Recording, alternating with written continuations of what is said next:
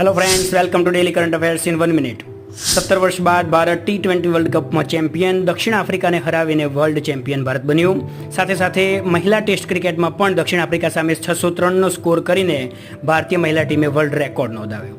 6 મહિના પીએફ જમા કરાવ્યું હશે તો પણ રૂપિયા ઉપાડાશે। કર્મચારી પેન્શન યોજના 1995માં ફેરફાર। વિશ્વમાં 56 યુદ્ધ ચાલે છે, જેમાં 92 દેશો સંકળાયેલા છે।